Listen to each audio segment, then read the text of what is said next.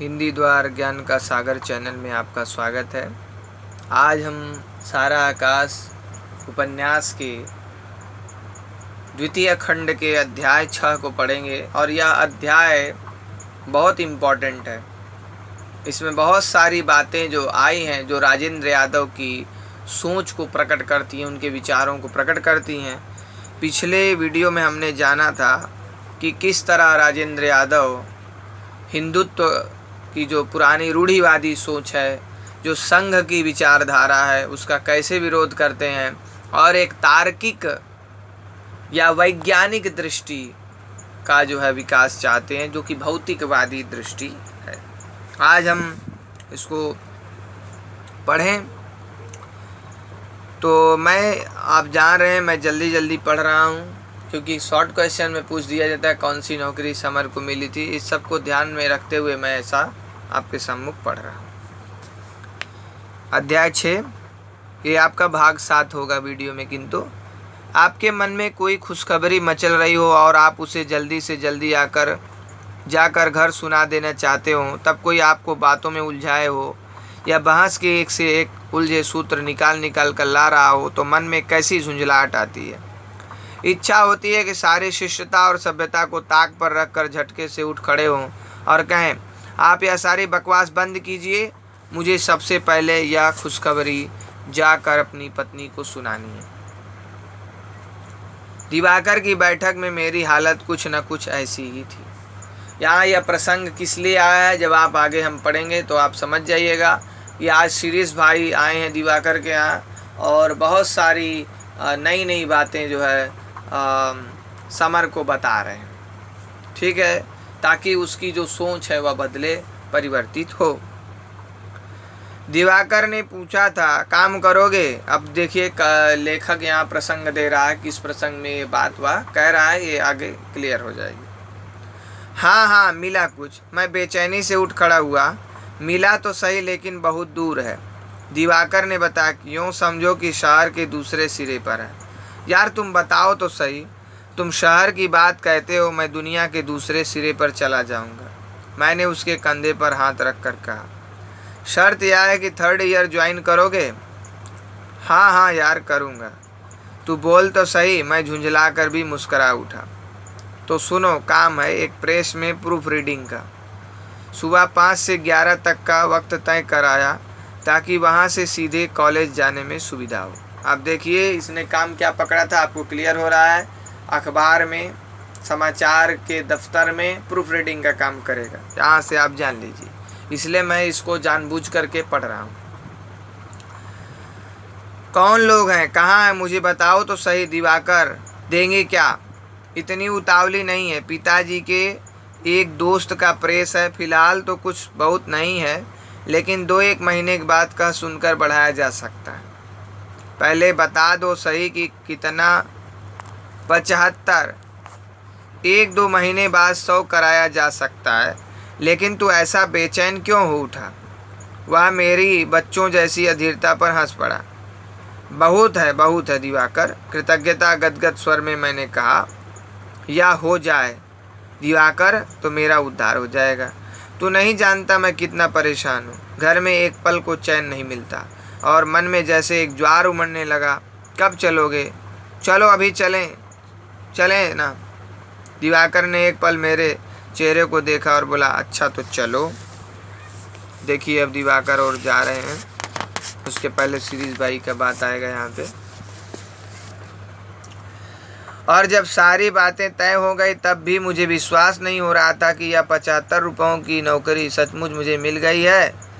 मुझे तो ऐसा लगने लगा था कि यह 2-2 पैसों को तरसना मेरे भाग्य में हमेशा के लिए लिख दिया गया है।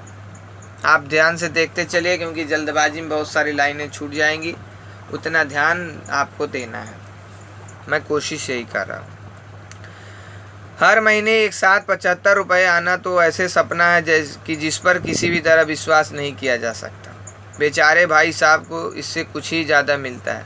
सारा दिन खटते हैं। लौटते हुए मन होता था उड़ता हुआ चला जाऊं और जाकर प्रभा से कहूं, देखा प्रभा, मुझे नौकरी मिल गई। दिवाकर की ही वजह से यह सब हुआ, नहीं तो यूं ही घुट घुट कर मर जाता। मैं उसके साथ लौटकर घर तक आया। तय यो हुआ था कि सुबह 5 से 11 तक यहाँ रहा करूँगा, इसके बाद सीधा कॉलेज जाऊँगा।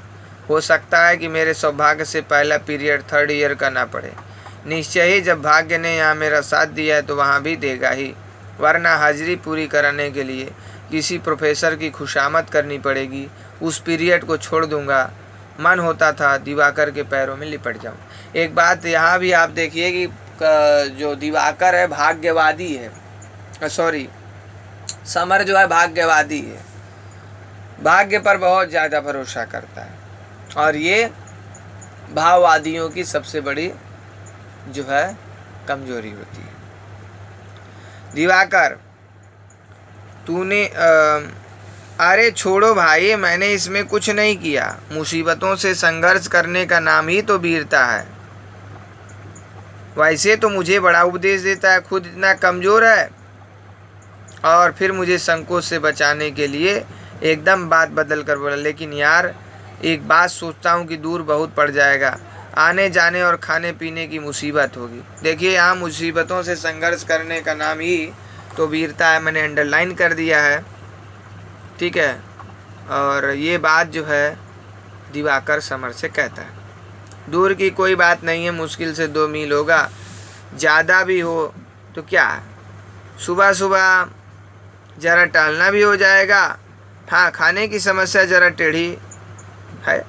फिर मैंने सोच कर कहा, पर खैर वह भी कोई ऐसी दिक्कत नहीं है, प्रभा बना दिया करेगी। सुबह जल्दी ही तो उठना पड़ेगा, रात को बन जाया करेगा। दिवाकर उसकी बड़ी इच्छा थी मैं जैसे हो MA कर डालूं, सुनते ही खुशी से उछल पड़ेगी। अच्छा हाँ,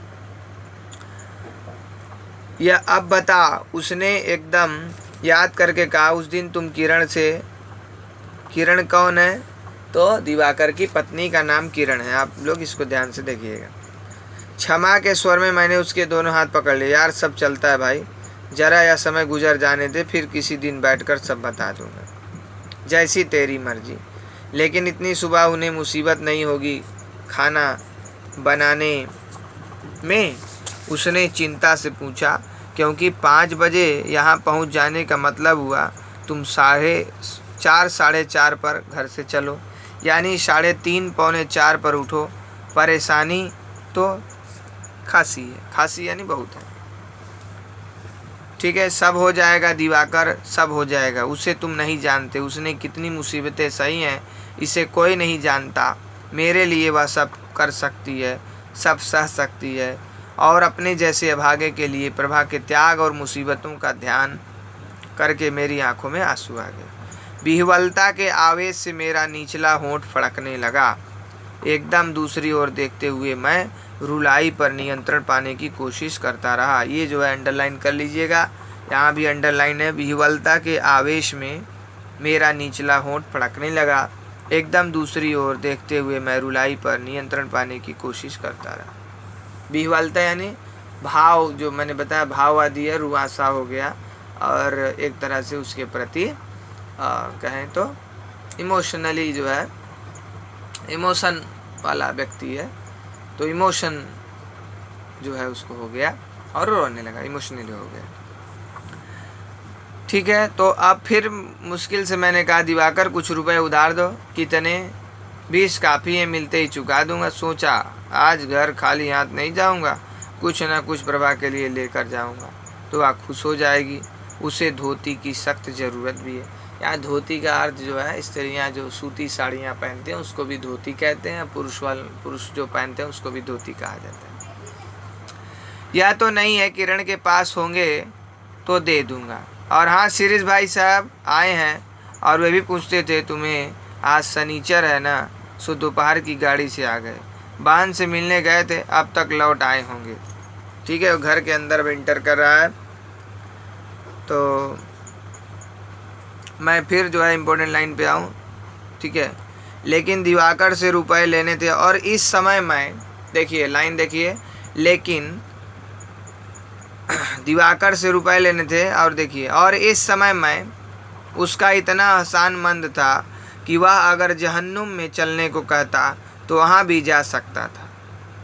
ये लाइन, और इस समय मैं उसका इतना एहसानमंद था कि वह अगर जहन्नुम में चलने को कहता तो वहाँ भी जा, जहन्नुम यानी नरक, ठीक है। चलते हुए पूछा, क्यों, रविवार को तो हमारी छुट्टी रहा करेगी ना? बिल्कुल रहेगी, अगर काम कराएगा तो ओवर टाइम देगा। फिर मुझे समझा कर बोला, देखो प्रूफ रीडिंग तो तुम जानते नहीं हो, 5-7 दिन तो तुम्हें सीखने में लगेंगे। अरे सब हो जाएगा यार, तूने क्या मुझे अपनी तरह कूढ़ मगज समझा है? कूढ़ मगज यानी कम दिमाग वाला। ठीक है, अब शिरीष भाई जो है अंदर आते हैं। शिरीष भाई को लेकर के बहुत लंबा प्रसंग है, तो हम जो है मेन बातों पर जो है चलेंगे। जैसे शिरीष भाई को जो एक नए अवतार में समर अब हो गया था, उसने चुटिया वगैरह अपनी कटवा ली थी, अंग्रेजी ढंग के बाल कटवाए थे। तो यहाँ पर उसे अब डर है कि घर वाले क्या बोलेंगे, माँ बाप क्या बोलेंगे, है ना, लोग क्या उसके बारे में सोचेंगे। तो यहाँ पर देखिए ये कह रहा है, बाहर निकलते, सड़क पर चलते, घर पर रहते हमेशा सचेत रहता कि शायद सब लोग जान गए कि मैंने चोटी कटवा ली है। नौकरी पाने की खुशी में अब सब कुछ भूल चुका था। नौकरी पाने की खुशी में अब सब कुछ भूल चुका था, यानी कौन क्या कमेंट करेगा, कौन क्या किस तरह रिएक्ट करेगा, कौन सी क्रिया प्रतिक्रिया होगी, इस पर उसका ध्यान नहीं है, वह सब भूल चुका है। माँ बाप क्या कहेंगे वह भी भूल चुका है। अब वह एक नए सांचे में ढल रहा है, एक नवीन रूप में आ रहा है। ठीक है, दिवाकर ने ताना भी मारा था, देखिए यहाँ पर है, बस एक ही बार की बांस में सारी माला कंठी भूल बैठे। अब आगे देखिए यहाँ पर शुरू में कहा ही गया है कि यह चाह रहा था कि जल्दी जल्दी शिष्टाचार करना ना पड़े, समाप्त हो जाए और यहाँ से जाकर के प्रभा को अपनी प्रूफ रीडरी की नौकरी पाने की खबर जो है पहुँचा दे। आज हम इम्पोर्टेंट लाइन देखना है, इसलिए इम्पोर्टेंट लाइन पे चलें। समर भाई से शिरीष भाई से बहस हो रही है आध्यात्मिक चिंतन और इसको लेकर के। तो शिरीष भाई बोलते हैं, देखिए शिरीष भाई का कथन है, मान लीजिए आपने कोशिश करके अर्थ समझा भी दिया तो फिर इनकी उपयोगिता या ज़रूरत मेरी समझ में नहीं आएगी। किन शब्दों की? आत्मज्ञान और आध्यात्मिक चिंतन जो बात है उसका शिरीष भाई कह रहे हैं समर को कि तुम किसी तरह हमको अर्थ समझा भी देते हो, मेरे समझ में भी आ जाएगा, फिर भी यह मेरे लिए प्रयोजनहीन है, यानी यूजलेस है। मैं इनका कोई उपयोग जो है मनुष्य के जीवन में नहीं समझता हूँ, ऐसा शिरीष भाई जो है कहना चाहते हैं। ठीक है, तो आगे जो है वह कहते हैं कि आपके यहाँ तो देखिए मैं बोल रहा हूँ, संसार झूठ है, माया है और ब्रह्म के अंश हैं, और आपके माँ बाप, भाई बहन, पत्नी, पुत्र सब माया है, बदले में आप उनके लिए माया हैं। इसलिए इन सारे माया के बंधनों को तोड़ दो तो आत्मज्ञान होगा। भागकर हिमालय की गुफाओं में चले जाओ तो यह सब अपने आप ही छूट जाएंगे। ठीक है, शिरीष भाई इस तरह जो है कहते हैं कि यही आपका आत्मज्ञान है। मैं बार बार कह रहा हूँ, शिरीष भाई जो है तार्किक हैं, वैज्ञानिक दृष्टि संपन्न है, वह देवी देवता और तमाम जो मान्यताएं हैं, विश्वास हैं, उनको नहीं मानते हैं, वह भौतिकवादी हैं, और एक तरह से कहें तो जो है नास्तिक है। अब जो है तब वहीं मेरे कंधे पर हाथ रखकर बोले, भाई मेरे, यह पलायन और पराजय का दर्शन ही तो आपको यहाँ ले आया है। आपको यहाँ ले आया मतलब पूरे के पूरे जो हिंदू समाज है उसको कह रहे हैं शिरीष भाई के माध्यम से। लेखक खुद कहना चाहते हैं कि यह दृष्टि ये उसको आज पतन के कगार पर लेकर के आ गई है, इस हिंदू समाज को, क्योंकि इसने पलायन और पराजय का दर्शन ही अपनाया। पलायन यानी घर द्वार छोड़ दो, मोह माया का सब मोह माया जो कि ऊपर बताया गया है, और चलो ब्रह्म को खोजने, तो ऐसा कह रहे हैं। अब आगे देखिए, इसको बहुत जो है उन्होंने गहरे ढंग से इस पर चोट करी है। मैं तो आपको यहाँ ले आया, बेटा बाप को माया समझे और बाप बेटे को माया कहे, इससे ज़्यादा आसान फरामोशी यानी एक दूसरे का अपमान और क्या होगा। जिस औरत ने आपको जन्म दिया है उसे आप नरक का द्वार कहें, और जिसे आप अपने बेटे की माँ बनाने जा रहे हैं उसे कुंभी पाक बताएं। कुंभी पाक एक तरह से नरक है। ठीक है, दोनों सिमिलर है। या हद दर्जे की कृतज्ञता नहीं है। कृतज्ञता यानी हम पर कोई उपकार करता है तो जब उसका उपकार हम मानते हैं तो इसको कहते हैं कि हम उसके प्रति कृतज्ञ हैं। ठीक है, तो ग्रेटिट्यूड अंग्रेजी में इसके लिए वर्ड है। और इसका अपोजिट होता है कृतज्ञ, यानी हम उसके एहसान को नहीं मानते हैं, जिसको एहसान फरामोश उर्दू और अरबी में कहा जाता है। ठीक है, तो आगे अंत में कहते हैं इससे कुछ हाथ नहीं पड़ता, मैंने कहा, इसलिए आदमी को आत्महत्या कर लेनी चाहिए। वाह साहब वाह, खूब दर्शन है आपका। इस बार सचमुच शिरीष भाई ने जरा आवेश से कहा। आत्महत्या के कैसे सुंदर नाम है। आत्मज्ञान, ब्रह्म में लीन होना, माया मोह के बंधनों से छूटकर स्थित प्रज्ञता। अरे साहब, कौन आपके हाथ जोड़ने गया था कि आप इस संसार में आकर इसे कृतार्थ कीजिए ही। बाजीगर ने एक गोला निकाला तो आपके हाथ में ब्रह्म पकड़ा दिया, दूसरा गोला निकाला तो माया आ गई, तीसरे गोले से गुणों का जन्म हुआ। लीजिए साहब, हवा में दर्शन का माल खड़ा होता गया। अब आप घर बार की जिम्मेदारी छोड़िए और भागिए इस ब्रह्म ज्ञान के पीछे। तो ये देखिए, ये सब दार्शनिक विचार हैं। ऐसा जो है लेखक राजेंद्र यादव या उपन्यासकार राजेंद्र यादव कहना चाहते हैं कि ये सब दार्शनिक विचार हैं, इनमें जो है लॉजिक कुछ नहीं है, तर्क कुछ नहीं है, सब कहना चाहते हैं। माफ़ करिएगा, ना तो यह मेरा अपना विचार है और हो सकता है यह आपका अपना विचार, आपका भी अपना विचार ना हो, या आप में से कुछ का यह विचार राजेंद्र यादव के साथ जो है राजेंद्र यादव के साथ उनके विचार मेल खाते हों, वो भी सत्य है। कोई जो है संसार में, इस संसार में अल्टीमेट ट्रुथ जो है, सार्वभौम सत्य नहीं है सिवाय मृत्यु के। ठीक है, इससे आप बेकार के झंझटों और चिंताओं से बच जाते हैं। मैं बोला कि आप जब इतना कुछ, समर बोला कि जब आप इतना कुछ नकारते हैं इसलिए आपको बेकार का चिंता और झंझट करने की ज़रूरत नहीं होता। ठीक है, हम आगे देखें। इस बार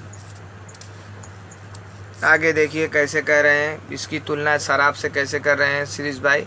जी हाँ, हमारे घर एक दुर्घटना हो गई और आपको प्राप्त हो गया ब्रह्म ज्ञान। आप तो एक तरफ आसन लगाए बैठे हैं, अब इस दुर्घटना को कौन संभाले। ब्रह्म ज्ञान न हो गया, शराब की बोतल हो गई कि पिया और औंधे पड़े हैं। बाढ़ में जाए घर और कुएं में जाए घर वाले। और फिर अचानक जैसे उन्हें कुछ याद हो आया हो।